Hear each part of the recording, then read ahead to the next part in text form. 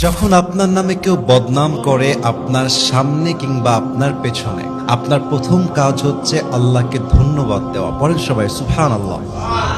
কি সুন্দর কথা আল্লাহ তাআলা বলছেন, খুব খেয়াল করবেন। আল্লাহ বলছেন, সবর ধারণ করো তাদের কথার ব্যাপারে যারা তোমার ব্যাপারে বদনাম করে। এর কারণ আমি আল্লাহ জানি তারা যা বলছে সত্য নয়, বরং তুমি হচ্ছ আসল সত্যবাদী। তুমি সেই অন্যায়টা করো নাই।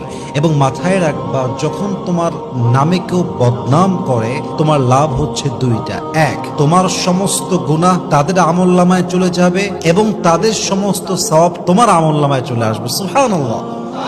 তো যারা বদনাম করবে তাদের জন্য আপনি আফসোস করবেন যে ইস রে, আমার ভাইটা বুঝে না, আল্লাহ আমার ভাইকে তুমি হেদায়াত দান করো। কিন্তু মানুষের বদনামের জন্য, অন্যের চরিত্র নষ্ট হওয়ার জন্য নিজের চরিত্র নষ্ট করা, এটা বোকামি ছাড়া আর কিছুই হতে পারে না, ঠিক কিনা বলেন?